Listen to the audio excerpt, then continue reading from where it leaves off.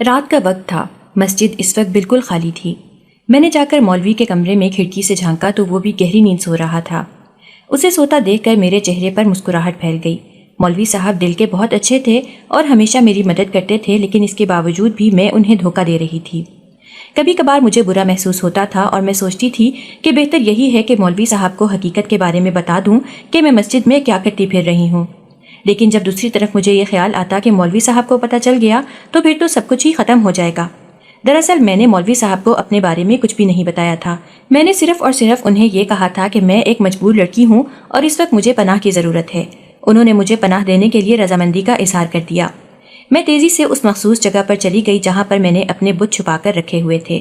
جلدی سے میں نے وہ چھوٹے چھوٹے بت نکالے اور انہیں اپنے سامنے رکھ دیا۔ اس سے پہلے کہ میں پوجا شروع کرتی مجھے اپنے نام کی پکار سنائی دی۔ میں نے پلٹ کر دیکھا تو وہاں پر کوئی بھی موجود نہیں تھا۔ مجھے شدت سے کچھ غلط ہونے کا احساس ہوا۔ اب مجھے قدموں کے چاپ کی آواز بھی سنائی دے رہی تھی۔ یوں لگ رہا تھا جیسے کوئی اس طرف آ رہا ہو۔ خوف سے میرا دل دھڑکنے لگا۔ میں نے وہ بت دوبارہ سے زمین کے اندر دبا دیا اور اس کے اوپر مٹی ڈال کر کھڑی ہو گئی۔ وہاں پر آنے والا انسان کوئی اور نہیں بلکہ احمد تھا۔ احمد کو دیکھ کر میرے چہرے پر بے ساختہ مسکراہٹ پھیل گئی۔ یہ انسان نہ جانے کیوں مجھے بہت اچھا لگتا تھا۔ یہ میرے بارے میں کچھ بھی نہیں جانتا تھا، لیکن میں اس کے بارے میں ایک ایک بات جانتی تھی۔ مجھے اس کی زندگی کے ہر راز کے بارے میں پتا تھا۔ یہ ساری باتیں مجھے مولوی صاحب نے ہی بتائی ہوئی تھیں، چونکہ مولوی صاحب کی صرف اور صرف ایک ہی اولاد تھی اور وہ احمد تھا۔ لیکن احمد اپنے باپ سے ناراض تھا۔ وہ کافی عرصے سے اپنے باپ سے بات نہیں کر رہا تھا۔ وہ نماز پڑھنے کے لیے مسجد میں ضرور آتا تھا، لیکن اپنے باپ کے چہرے کو دیکھے بغیر ہی خاموشی سے نکل جاتا تھا۔ مولوی صاحب کو یہ سب دیکھ کر بہت دکھ ہوتا تھا۔ دوسری طرف جب میں نے ایک بار احمد کو مسجد میں نماز پڑھنے کے بعد روتے ہوئے دیکھا تو مجھے بہت حیرت ہوئی۔ میں نے سن رکھا تھا کہ نوجوان مرد کبھی بھی نہیں روتے۔ تم کون ہو اور رات کے اس پہر یہاں پر کیا کر رہی ہو؟ احمد نے جب مجھے وہاں پر کھڑے دیکھا تو سخت لہجے میں مجھ سے پوچھنے لگا۔ اب اس نے اپنی نظروں کا زاویہ بھی تبدیل کر دیا تھا۔ اب وہ میرے چہرے کی طرف نہیں دیکھ رہا تھا۔ میں نے بہت غور سے احمد کی طرف دیکھا جو بلا شبہ حسن کا پیکر تھا اور اس کے ساتھ ساتھ وہ روبدار آواز کا مالک بھی تھا۔ اس کے سخت لہجے کو دیکھ کر میرا پورا جسم خوف سے کانپنے لگا۔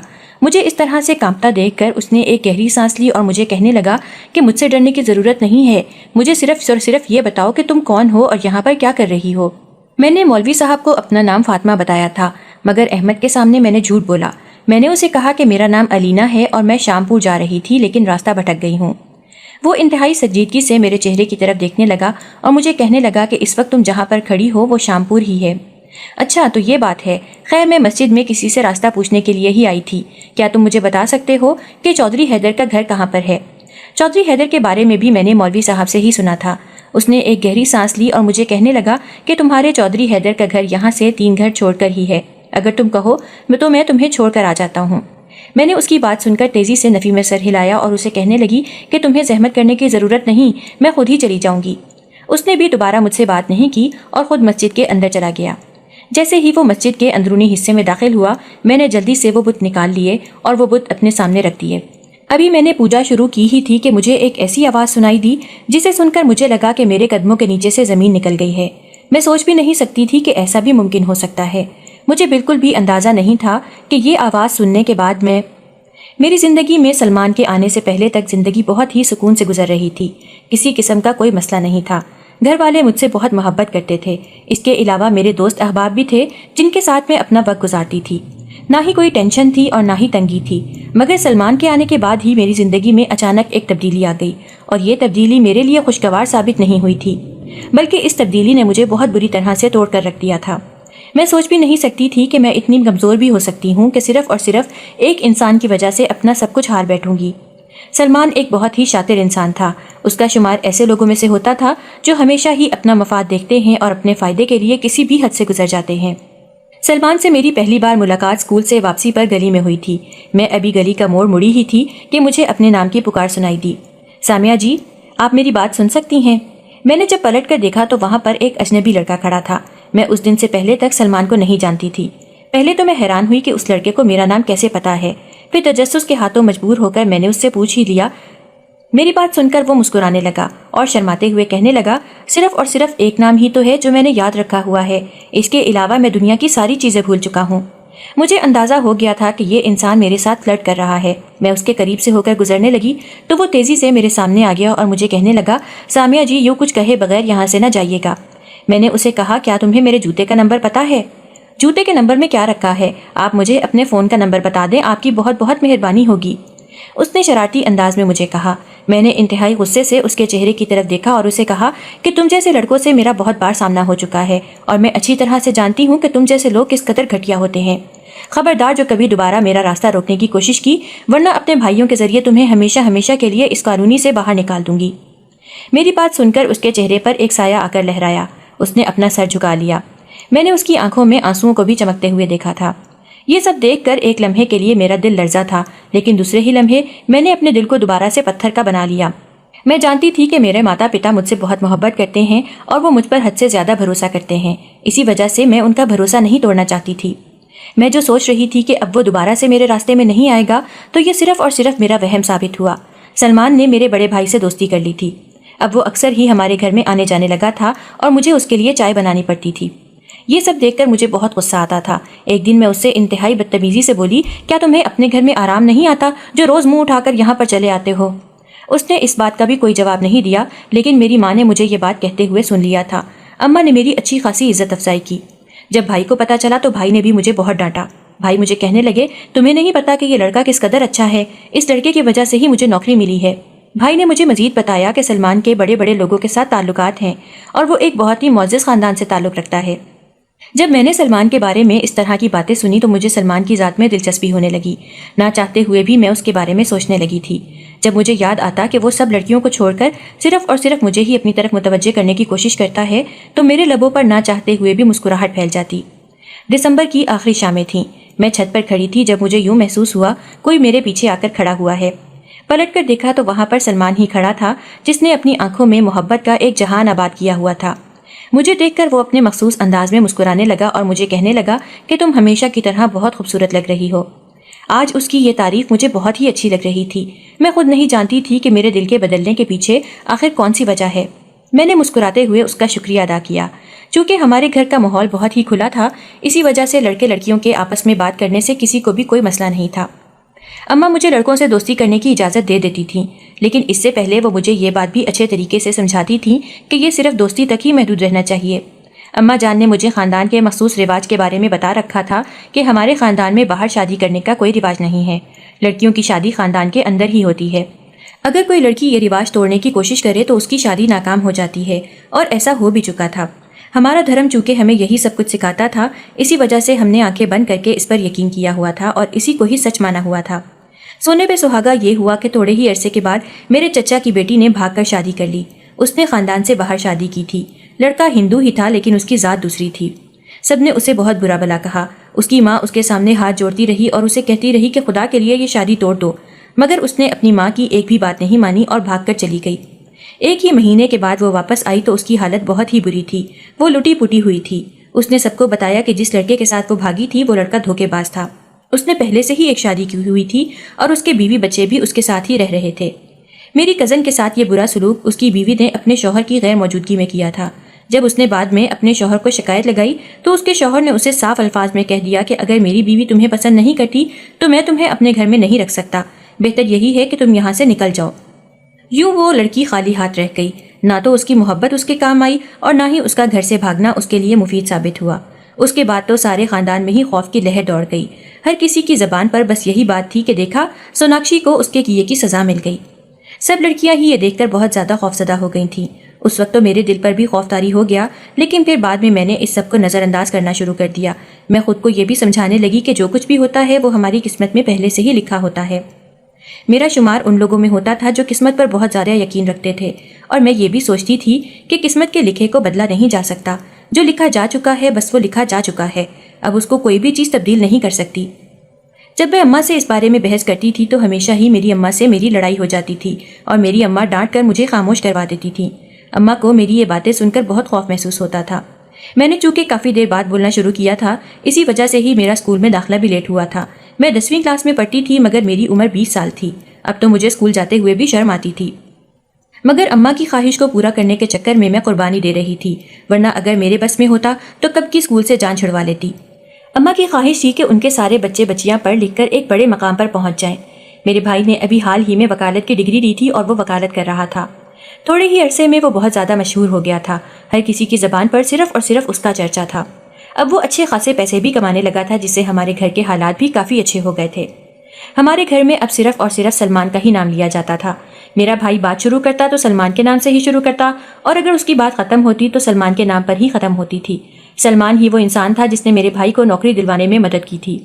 چونکہ ہمارے ہاں سفارش کا بہت رواج تھا، جب تک انسان کے پاس سفارش نہ ہو تب تک اچھی نوکری کی امید رکھنا صرف اور صرف بے وقوفی تھی۔ سلمان نے میرے بھائی کی سفارش کی اور یوں وہ میرے بھائی کے دل میں جگہ بنانے میں کامیاب ہو گیا۔ اب اس کی جگہ ہمارے گھر میں بھی بن چکی تھی۔ جب دل کرتا وہ منہ اٹھا کر ہمارے گھر میں چلا آتا تھا۔ اس دسمبر کی شام سلمان نے مجھ سے اپنی محبت کا اظہار کر دیا تھا۔ اس کی بات سن کر چند لمحوں تک تو میں خوشی سے ہواؤں میں اڑنے لگی، لیکن جب اگلے ہی لمحے مجھے اپنی حقیقت کا احساس ہوا تو میری ساری خوشی یکدم ہی غارت ہو گئی۔ اب میرے دل میں اداسی نے جگہ لے لی تھی۔ میں بہت اچھی طرح سے جانتی تھی کہ امی یہ کسی بھی صورت ممکن نہیں ہونے دیں گی، اور جب سے ہمارے پنڈت صاحب نے ہمیں بتایا تھا کہ اگر ہم ان کے فیصلوں کے خلاف گئے تو سب کچھ برباد ہو جائے گا، تب سے تو امی بہت زیادہ خوفزدہ رہنے لگی تھیں۔ سونے پہ سہاگا پھر میرے کزن کے قصے نے پنڈت کی بات کو سچ کرنے میں کوئی کسر نہیں چھوڑی۔ اب بتاؤ، میرا حال ایسا تھا کہ نہ تو میں اپنے گھر والوں سے اس بارے میں بات کر سکتی تھی اور نہ ہی سلمان کو انکار کر سکتی تھی۔ اگر اپنے گھر والوں سے بات کرتی تو وہ مجھے سلمان سے دور کر دیتے، اور اگر سلمان کو انکار کرتی تو میں اسے خود ہی اپنے آپ سے دور کر دیتی۔ میں بس اس کے قریب ہی رہنا چاہتی تھی، اور اس سے دوری کا احساس مجھے بہت زیادہ تکلیف دینے لگا تھا۔ چند ہی دنوں کے اندر اندر مجھے اس سے شدید محبت ہو گئی تھی، اور یہ محبت بھی میرے دل میں صرف اور صرف اپنے بھائی اور اماں کی وجہ سے ہی پیدا ہوئی تھی، جو ہر وقت ہی میرے سامنے اس کی تعریفیں کرتے رہتے تھے۔ وہ اچھی طرح سے جانتے تھے کہ جو خوبیاں وہ گنوا رہے ہیں وہ ساری خوبیاں میں ایک مرد میں دیکھنا چاہتی ہوں۔ میں نے ایک بار اپنی امی کے سامنے اس بات کا اظہار کیا تو میری بات سن کر میری ماں مسکرانے لگی اور مجھے کہنے لگی، یہ ساری خوبیاں ہمارے سلمان میں موجود ہیں، لیکن بدقسمت سلمان، وہ میری بیٹی سے شادی نہیں کر سکتا۔ اگر وہ ہندو ہو جائے تو اس بارے میں سوچا جا سکتا ہے۔ اماں کی بات سن کر ایک لمحے کے لیے میرا دل دھڑکا۔ میں یہ بات اچھی طرح سے جانتی تھی کہ مسلمان مر جانا پسند کرتے ہیں لیکن اپنے مذہب سے پھرنا گوارا نہیں کرتے۔ میں نے سرسری انداز میں اماں کو کہا تھا کہ اگر سلمان کبھی مجھ سے اپنی محبت کا اظہار کرے تو مجھے کیا کرنا چاہیے۔ اماں نے پہلے تو انتہائی سنجیدگی سے میرے چہرے کی طرف دیکھا اور پھر عجیب سے انداز میں مسکراتے ہوئے کہنے لگی کہ تم اسے بھائی بول دینا اور اسے کہہ دینا کہ تمہاری پہلے سے ہی بات طے ہو چکی ہے، پھر اس کے بعد وہ دوبارہ کبھی بھی تمہیں تنگ نہیں کرے گا۔ اماں کے ظالمانہ مشورے پر مجھے بہت زیادہ غصہ آیا تھا۔ اس وقت میں نے ان سے کچھ بھی نہیں کہا تھا اور معمول کی طرح غصے سے اپنے کمرے میں چلی گئی تھی۔ اگلے دن میں نے سلمان سے اس بارے میں بات کرنے کا فیصلہ کیا۔ شام کے وقت تو میں اس سے محبت کا اظہار کر چکی تھی اور اس کی محبت کو بھی قبول کر چکی تھی، لیکن جب رات کو سونے کے لیے لیٹی تو مجھے فکر ہونے لگی تھی۔ میں جانتی تھی کہ ہم دونوں کبھی بھی ایک نہیں ہو سکتے، اور اگر ہم دونوں نے ایک ہونے کی کوشش کی تو انجام صرف اور صرف تباہی ہوگا۔ اگلے دن جب میں نے سلمان سے اس بارے میں جا کر بات کی تو میری بات سن کر سلمان واویلا مچانے لگا اور کہنے لگا کہ تم صرف اور صرف فضول سوچ رہی ہو۔ میں نے تمہیں پہلے بھی کہا ہے کہ تمہیں فکر مند ہونے کی ضرورت نہیں ہے۔ میں نے تم سے محبت کی ہے، تمہیں حاصل کرنا بھی میرا ہی کام ہے۔ تم یہ فکر مت کرو کہ تمہارے اماں ابا کیسے مانیں گے۔ میں نے پہلے سے ہی سوچ رکھا ہے کہ میں نے ان کو منانے کے لیے کیا کرنا ہے۔ سلمان کی بات سن کر میں پرجوش ہو گئی۔ میں اسے کہنے لگی کہ مجھے بھی بتاؤ تاکہ میری ٹینشن تھوڑی سی ختم ہو جائے۔ سلمان نے مجھے کندھوں سے پکڑا اور مجھے کندھے تھپکتے ہوئے کہنے لگا، کیا تمہاری ٹینشن ختم کرنے کے لیے یہی بات کافی نہیں ہے کہ میں نے پہلے سے ہی سارے انتظامات کیے ہوئے ہیں؟ بات تو تم ٹھیک کہہ رہے ہو۔ میں بھی بہت خوش ہو گئی تھی۔ اب میں جب اسکول سے واپس جاتی تھی وہ اپنے دوستوں کے ساتھ وہاں پر کھڑا ہوتا تھا۔ جب میں اس کے دوستوں کو دیکھتی تھی تو نہ جانے کیوں مجھے غصہ آ جاتا تھا۔ میں جب ان کے سامنے سے گزرتی تھی تو اپنے پیچھے مجھے اپنے نام کی پکار سنائی دیتی تھی۔ اس کے دوست میرا نام پکار کر اسے عجیب و غریب قسم کی باتیں کر رہے ہوتے تھے۔ ایک دن میں نے سلمان کو کہا کہ یہ کیا ڈرامہ ہے، تم اپنے دوستوں کو لے کر وہاں پر کیوں کھڑے ہو جاتے ہو؟ میری بات سن کر اس نے اپنے چہرے پر معصومیت سجا لی اور مجھے کہنے لگا، یار اس میں غصہ کرنے کی کیا ضرورت ہے؟ میں وہاں پر کھڑا ہوتا ہوں تو وہ خود ہی میرے پاس آ کر کھڑے ہو جاتے ہیں، اب میں انہیں منع تو نہیں کر سکتا۔ میں نے اسے کہا کہ وہ مجھ پر آوازیں کیوں کستے ہیں؟ کیا تم نے انہیں نہیں بتایا ہوا کہ میں تمہاری ہونے والی بیوی ہوں؟ سلمان کے چہرے پر ایک پراسرار مسکراہٹ پھیل گئی۔ وہ مجھے کہنے لگا کہ میں نے اپنے دوستوں کو سب کچھ بتایا ہوا ہے، وہ تم پر آوازیں نہیں کستے بلکہ وہ تو میرے سامنے تمہاری تعریفیں کرتے ہیں۔ اگر تمہیں یہ سب پسند نہیں ہے تو میں وعدہ کرتا ہوں دوبارہ تمہیں شکایت کا موقع نہیں دوں گا۔ اب کہ میں بھی تھوڑی سی ڈھیلی پڑ گئی تھی، میں نے اسے کہا میں تم سے معذرت کرتی ہوں لیکن حقیقت یہی ہے، مجھے ان کا وہاں پر کھڑے ہونا پسند نہیں۔ پہلے تم اکیلے کھڑے ہوتے تھے تو تمہیں دیکھ کر مجھے خوشی ملتی تھی، مگر اب تمہارے دوستوں کو دیکھ کر مجھے غصہ آ جاتا ہے اور پھر میں یہ غصہ تم پر ہی نکال دیتی ہوں، بعد میں مجھے اپنی غلطی کا احساس بھی ہوتا ہے۔ سلمان نے ہمیشہ کی طرح میری بات مان لی اور مجھے تسلی دیتے ہوئے کہا کہ تمہیں کوئی بھی بات پریشان کرے تو تم بلا جھجک مجھ سے وہ بات اسی وقت ہی کہہ دیا کرو، اتنا لمبا انتظار نہ کیا کرو۔ تم نہ صرف خود کو ٹینشن دیتی ہو بلکہ اس کے ساتھ ساتھ مجھے بھی پریشان کر دیتی ہو۔ تمہیں پتہ بھی ہے کہ میں تمہارے چہرے پر مسکراہٹ دیکھنا چاہتا ہوں اور تمہاری یہ پریشانی میں برداشت نہیں کر سکتا۔ میں خود کو خوش قسمت ترین لڑکی تصور کر رہی تھی۔ میری دوستیں جو بھی ریلیشن شپ میں تھیں، جب وہ مجھے کہتی تھیں کہ ان کے بوائے فرینڈز ان سے بالکل بھی بات نہیں کرتے اور انہیں بالکل بھی وقت نہیں دیتے، تو مجھے سلمان کی یاد آ جاتی تھی، جو جتنا مرضی مصروف کیوں نہ ہو مگر اس کے باوجود بھی وہ میرے لیے وقت نکالتا تھا۔ وہ مجھے عزت دیتا تھا اور مجھے محبت دیتا تھا۔ ایک دن سلمان کے اچانک ہی کہنے پر میں نے اپنے گھر والوں سے بات کرنے کا فیصلہ کیا۔ ہمیشہ کی طرح امی نے وہی جواب دیا کہ یہ ممکن نہیں ہو سکتا۔ میں نے اماں کو کہا کہ میں سلمان سے محبت کرتی ہوں اور اب سلمان کے بغیر زندگی گزارنا میرے لیے مشکل ہو گیا ہے۔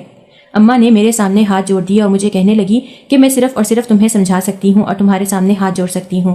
مہربانی کرو اس سب سے باز آ جاؤ، خبردار جو تم نے سوناکشی والی حرکت کرنے کی کوشش کی۔ میں نے امی کو کہا کہ اگر آپ میری بات ماننے کے لیے راضی نہ ہوئی اور مجھے یہ سب کچھ کرنا پڑا تو میں بالکل بھی پرہیز نہیں کروں گی۔ اماں نے ایک زوردار تھپڑ میرے چہرے پر مارا اور غصے سے چلاتے ہوئے کہنے لگی، بدبخت عورت، تم یہ بات اپنے منہ سے کیسے نکال سکتی ہو؟ کیا تم یہ بھول گئی ہو کہ تمہارا بھائی تم سے کتنی محبت کرتا ہے؟ اب کیا اس محبت کا جواب تم ان کی عزت کی حفاظت کر کے نہیں دے سکتی؟ میں نے اماں کی آنکھوں میں دیکھا اور انہیں کہا کہ میں نے کسی سے وعدہ کیا ہوا ہے اور میں وہ وعدہ کبھی نہیں توڑ سکتی۔ سلمان کی محبت نے مجھے بالکل پاگل بنا دیا تھا اور اس کے علاوہ مجھے کچھ بھی دکھائی نہیں دیتا تھا۔ جب میں نے سلمان کو کہا کہ میرے گھر والے راضی نہیں ہو رہے تو ہمیشہ کی طرح اس نے مجھے یہی مشورہ دیا کہ تم گھر سے بھاگ جاؤ۔ میں نے بھی خود کو سب کے لیے ذہنی طور پر تیار کر لیا تھا۔ پہلے جب میں یہ سنتی تھی کہ لڑکیاں اپنے گھروں سے بھاگ گئی ہیں تو میں حیران ہوتی تھی کہ وہ کیسے اپنے والدین کے ساتھ اتنا بڑا ظلم کر سکتی ہیں، مگر آج مجھے حیرانگی نہیں ہو رہی تھی۔ میں نے سلمان کو کہا کہ تمہارے لیے میں کچھ بھی کرنے کے لیے تیار ہوں۔ اس وقت میں اپنے بھائیوں کی محبت کو بھی مکمل طور پر نظر انداز کر دیا تھا، اپنی ماں کو بھی میں نے کہیں پیچھے چھوڑ دیا تھا۔ اس وقت میں صرف اور صرف سلمان کا ہاتھ تھامنا چاہتی تھی۔ سلمان نے مجھے تسلی دی تھی اور مجھ سے وعدہ کیا تھا کہ وہ جیسے ہی مجھ سے نکاح کر لے گا وہ مجھے میرے گھر والوں سے ملوانے کے لیے لائے گا اور گھر والوں سے معافی بھی مانگ لے گا۔ اس نے مجھے یہ بھی کہا تھا کہ ایک بار اگر ہم دونوں کا نکاح ہو جاتا ہے تو ہمارے گھر والے ہمیں کچھ بھی نہیں کہہ پائیں گے۔ جب ہم ان سے بعد میں معافی مانگیں گے تو وہ ہمیں معاف بھی کر دیں گے۔ اور پھر رات کی تاریکی میں نے اپنا گھر چھوڑ دیا۔ وہ مجھے اپنے ساتھ لے کر ایک بہت بڑے بنگلے میں گیا۔ وہ بنگلہ دیکھ کر میں حیران رہ گئی۔ میں نے اس سے پوچھا کہ کیا یہ تمہارا گھر ہے؟ میری بات سن کر وہ مسکرانے لگا اور تیزی سے ہاں میں سر ہلانے لگا۔ میں خود کو بہت خوش قسمت تصور کر رہی تھی۔ بھائی نے مجھے اس کے بارے میں جتنا بتا رکھا تھا وہ اس سے زیادہ امیر تھا۔ جب میں اس کے ساتھ اندر داخل ہوئی تو ایک لمحے کے لیے میرا دل کانپ گیا۔ اس بنگلے میں اور بھی بہت سارے لڑکے موجود تھے جو مسکراتے ہوئے میرے چہرے کی طرف ہی دیکھ رہے تھے۔ ان میں سے ایک لڑکا وہ تھا جسے میں نے 3 مہینے پہلے ہی تھپڑ مارا تھا۔ مجھے احساس ہو رہا تھا کہ میں نے اپنے ساتھ بہت بڑا ظلم کر دیا ہے۔ وہ لڑکا تیزی سے میرے سامنے آ کر کھڑا ہو گیا اور مجھے کہنے لگا کہ تم تو کہتی تھی کہ تم ہم مسلمانوں پر تھوکنا بھی پسند نہیں کرتی، تو اب پھر تم نے کیسے ایک مسلمان لڑکے سے محبت کر لی؟ میں نے سلمان کے چہرے کی طرف دیکھا تو اس کے چہرے پر بھی میرے لیے صرف اور صرف نفرت موجود تھی۔ اس کا دوسرا دوست بھی آگے بڑھا اور کہنے لگا، واہ سلمان، تمہیں ماننا پڑے گا، تم نے واقعی اپنا کہا سچ کر دکھایا۔ اس نے ہزار کے نہ جانے کتنے نوٹ سلمان کے حوالے کیے۔ تب مجھ پر ایک اور تلخ حقیقت آشکار ہوئی کہ سلمان نے ان سے شرط لگائی ہوئی تھی کہ وہ مجھے 1 مہینے کے اندر اندر اپنے قابو میں کر لے گا اور پھر 2 مہینوں کے بعد مجھے نکاح کر کے گھر سے بھگا کر لائے گا اور مجھے چھوڑ دے گا۔ میں نے سلمان کا گریبان پکڑ لیا اور اس پر چلاتے ہوئے کہنے لگی کہ تم مجھ پر اتنا بڑا ظلم کیسے کر سکتے ہو؟ میری بات سن کر اس نے تیزی سے اپنا گریبان چھڑوایا اور مجھے کہا، میں نے تم پر کسی قسم کا کوئی ظلم نہیں کیا، تم نے خود ہی اپنے اوپر زیادتی کی ہے۔ کیا تمہارے والدین اور تمہارے بھائی کی محبت تمہارے لیے کافی نہیں تھی جو تم باہر بھی محبت ڈھونڈنا شروع ہو گئی؟ سلمان کی اس بات نے مجھے بہت بری طرح سے جھنجھوڑ دیا تھا۔ میں نے اسی وقت ہی فیصلہ کیا کہ ابھی اور اسی وقت اپنے گھر چلی جاؤں گی، مگر میری کزن کی کال آ گئی۔ صرف وہی تھی جسے پتا تھا کہ میں گھر سے بھاگی ہوں۔ اس نے مجھے کہا کہ تمہارے والدین تمہیں پاگلوں کی طرح تلاش کر رہے ہیں، تم سلمان کے ساتھ کسی محفوظ جگہ پر جا کر چھپ جاؤ ورنہ وہ تمہیں نہیں چھوڑیں گے۔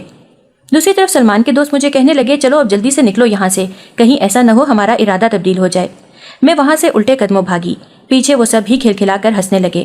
مجھے اب ان سے کوئی غرض نہیں تھی، میں نے صرف اور صرف اب اپنی عزت اور اپنی زندگی کو بچانا تھا۔ اپنے گھر والوں کی عزت کو تو میں خراب کر ہی چکی تھی۔ اس دوران میں نے ایک اور بہت بڑی غلطی کر دی تھی، وہ یہ تھی کہ میں نے اپنے والدین کو خط لکھا تھا اور وہ خط میں امی کی ٹیبل کے پاس ہی چھوڑ کر آئی تھی، جہاں پر میں نے لکھا ہوا تھا کہ میں نے آپ کی محبت کے اوپر اپنی محبت کو چنا ہے۔ ہمارے گاؤں سے قریب ہی ایک اور چھوٹا سا گاؤں تھا جہاں پر مسلمانوں کی اکثریت تھی۔ میں اس گاؤں میں داخل ہو گئی۔ میں کچھ کپڑے بھی اپنے ساتھ لائی تھی اور برقع بھی پہنا ہوا تھا تاکہ لوگ مجھے پہچان نہ پائیں۔ وہی برقع پہن کر میں ایک مسجد کے اندر داخل ہو گئی۔ مولوی صاحب نے جب مجھے دیکھا تو حیران ہو گئے اور مجھے کہنے لگے، بی بی تم کون ہو اور یہاں پر اس وقت کیا کر رہی ہو؟ میں نے روتے ہوئے ان کے سامنے ہاتھ جوڑ دیے اور انہیں کہا کہ مجھے اس وقت پناہ کی ضرورت ہے، مجھ پر رحم کریں اور مجھے پناہ دے دیں۔ اس وقت مجھے مسلمانوں سے شدید نفرت کا احساس ہو رہا تھا کیونکہ مجھے دھوکہ بھی ایک مسلمان لڑکے نے ہی دیا تھا۔ اس مولوی نے مجھے اپنے پاس پناہ دے دی۔ کہتے ہیں نا کہ جہاں پر برے لوگ ہوتے ہیں وہاں پر اچھے لوگ بھی ہوتے ہیں، تو یہاں پر بھی یہی حساب کتاب چل رہا تھا۔ اگر مسلمانوں میں برے لوگ تھے تو اچھے لوگ بھی موجود تھے، اور اس بار مجھے ایک اچھا مولوی مل گیا تھا۔ اس وقت میں بالکل تنہا تھی۔ اگر وہ چاہتا تو وہ میرا فائدہ اٹھا لیتا، لیکن اس نے میری مدد کرنے کا فیصلہ کیا اور میرے سر پر ہاتھ رکھ کر مجھے اپنی بیٹی کہہ دیا، اور پھر اس کے ساتھ ہی میرے سارے خدشے، ساری پریشانیاں دور ہو گئیں۔ میرا دل یکدم ہی سکون میں آ گیا۔ مسجد کے ایک کونے میں نے پردہ لگوا کر اپنے لیے رہائش کا انتظام کر لیا تھا۔ رات کو جب میں سونے کے لیے لیٹتی تھی تو مجھے رونے کی آواز سنائی دیتی تھی۔ میں بہت حیران ہوتی تھی کہ رات کے اس پہر کون روتا ہے۔ ایک دن نہ چاہتے ہوئے بھی میں اٹھ کھڑی ہوئی۔ جب میں چھپ کر دوسری طرف گئی اور پلر کے پیچھے کھڑے ہو کر وہ منظر دیکھا تو میں چند لمحوں کے لیے مبہوت رہ گئی۔ ایک نوجوان شخص سجدے میں گرا ہوا تھا اور مسلسل معافیاں مانگے جا رہا تھا۔ نہ جانے وہ اپنے کون سے گناہ معاف کروا رہا تھا۔ اس کے لہجے میں اس وقت صرف اور صرف درد موجود تھا، اور وہ صرف ایک ہی نام پکار رہا تھا، اللہ جی، یا اللہ جی، مجھے معاف کر دے، میں بہت گناہ گار ہوں، میں نے بہت گناہ کیے ہیں، میں اپنے سب گناہوں پر بہت زیادہ شرمندہ ہوں، میں وعدہ کرتا ہوں کہ میں بدل جاؤں گا، میرے دل میں اپنے لیے محبت پیدا کر دیں اور مجھے صرف اور صرف اپنی محبت کا طالبگار بنا دیں۔ ایک لمحے کے لیے میرے دل میں آیا کہ میں اس کے پاس جاؤں، اسے تسلی دوں اور اس کے پاس بیٹھ کر اس سے پوچھوں، مگر یہ سب کچھ میرے لیے ممکن نہیں تھا۔ پھر تو یہ معمول ہی بن گیا تھا۔ وہ روز رات کو وہاں پر آتا تھا اور بیٹھ کر روتا رہتا تھا۔ جب میں نے اسے اس طرح سے روتا ہوا دیکھا تو میرا دل بھی دکھتا تھا۔ اس کے ساتھ ساتھ میرے دل میں یہ شوق پیدا ہونے لگا کہ میں بھی وہ عبادت کروں، کیونکہ ایک بار میں نے اس سے یہ کہتے ہوئے سنا تھا کہ اے میرے رب، جب سے میں نے تیری عبادت کی ہے تب سے میرے دل میں سکون پیدا ہو گیا ہے، اب مجھے کسی بھی چیز کی پریشانی نہیں ہوتی، اب مجھے صرف اور صرف ایک بات پر یقین ہے کہ اے رب، مجھے تو مل گیا ہے اور اب جنت بھی مجھے مل جائے گی۔ میرا ذہن اس کی سکون والی بات پر ہی اٹک گیا تھا، کیونکہ ایک لمبے عرصے سے میں بھی سکون کی تلاش میں تھی۔ سکون کو حاصل کرنے کے لیے میں نے ہر حربہ آزما لیا تھا، اپنا ہر شوق پورا کر لیا تھا، لیکن اس کے باوجود بھی مجھے سکون نہیں ملا تھا۔ جب میں پنڈت کے پاس جاتی تھی تو پنڈت مجھے کچھ کام کرنے کے لیے کہتا تھا اور مجھے یہ کہتا تھا کہ میں اپنے دوستوں کے ساتھ ہلے گلے کرتی رہوں اور باقاعدگی سے پوجا کروں۔ میں نے وہ سب کچھ بھی کر کے بھی دیکھا، لیکن پھر بھی مجھے سکون نہیں ملا۔ میرے دل میں یہ خواہش شدت سے پیدا ہو رہی تھی کہ میں اس کے پاس جاؤں اور اسے کہوں کہ مجھے بھی وہ سکون چاہیے جو سکون تمہارے پاس ہے۔ اس سے پہلے کہ میں اس کے پاس چلی جاتی، اچانک ہی مجھے دروازہ کھلنے کی آواز سنائی دی۔ میں نے دیکھا تو مولوی صاحب اس وقت اندر داخل ہو رہے تھے۔ وہ شخص ان سے بالکل انجان نماز میں بیٹھا رو رہا تھا۔ مولوی صاحب مجھے دیکھ کر حیران رہ گئے اور پھر مجھے آنکھ سے اشارہ کرتے ہوئے کہنے لگے کہ جلدی سے یہاں سے جاؤ۔ میں بھی انہیں دیکھ کر خوفزدہ ہو گئی اور تیزی سے وہاں سے بھاگ گئی۔ اس وقت میں نے نقاب نہیں کیا ہوا تھا۔ مولوی صاحب نے میرا چہرہ بھی دیکھ لیا تھا، جس کی وجہ سے اب مجھے فکر ہو رہی تھی کہ کہیں ایسا نہ ہو میرے گھر والے انہیں میرا حلیہ بتا کر میرے بارے میں کبھی پوچھتے ہوئے یہاں پر آ جائیں اور وہ پھر انہیں میری حقیقت کے بارے میں بتا دیں اور مجھے میرے والدین کے حوالے کر دیں۔ اس شخص کے جانے کے بعد مولوی صاحب میرے پاس آئے تھے اور انہیں مجھے باہر آنے کے لیے کہا۔ جب میں ان کے پاس جا کر بیٹھی تو انہوں نے اپنی زندگی میرے سامنے کھول کر رکھ دی۔ پہلے تو انہوں نے مجھے یہ بتایا ہوا تھا کہ ان کا بیٹا ان سے ناراض ہے، مگر آج وہ مجھے بتا رہے تھے کہ ان کا بیٹا ان سے راضی ہو گیا ہے۔ اسے پتہ چل گیا ہے کہ سکون اپنے رب کو اور پھر اپنے والدین کو راضی کرنے میں ہی ہے۔ وہ بہت زیادہ خوش نظر آ رہے تھے۔ میرے والدین مجھ سے ناراض ہیں تو کیا اس وجہ سے مجھے سکون نہیں مل رہا ہے؟ بے ساختہ میرے منہ سے نکلا۔ میری بات سن کر انہوں نے تیزی سے ہاں میں سر ہلا دیا۔ میں نے انہیں کہا مگر میں نے کچھ ایسا کیا ہوا ہے، اگر میں اپنے گھر والوں کے سامنے گئی تو وہ مجھے جان سے مار دیں گے۔ تم ان کا غصہ ٹھنڈا ہونے کا انتظار کرو، پھر ان سے جا کر معافی مانگ لینا۔ اگر یہ انتظار لمبا ہو گیا تو میں کیا کروں گی؟ تمہیں صرف اور صرف صبر کرنا ہے، مولوی صاحب نے مسکراتے ہوئے کہا اور میرے سر پر ہاتھ رکھ کر باہر چلے گئے۔ اگلی ہی شام مجھے ایک تلاوت کی آواز سنائی دی اور اس کے ساتھ ہی مجھے یوں لگا کہ میری روح میں سکون اترتا چلا جا رہا ہے۔ اس سے زیادہ خوبصورت آواز میں نے آج سے پہلے کبھی بھی نہیں سنی تھی۔ میری آنکھوں سے خود بخود ہی آنسو بہنے لگے تھے اور میرا دل تیزی سے دھڑکنے لگا تھا۔ اپنے دل کی اس بدلتی ہوئی کیفیت کو دیکھ کر میں بہت زیادہ پریشان ہو گئی تھی۔ ایسا میرے ساتھ پہلی بار ہو رہا تھا۔ میں تیزی سے باہر نکلی لیکن تب تک آواز آنا بند ہو گئی تھی۔ جب میں باہر گئی تو وہاں پر کوئی بھی موجود نہیں تھا۔ اس دن کے بعد میں بہت زیادہ بے چین رہنے لگی تھی۔ میں دوبارہ سے وہی آواز سننا چاہتی تھی، میں دوبارہ سے وہی کچھ سننا چاہتی تھی۔ میں نے بتوں کو ان کی جگہ پر رکھا۔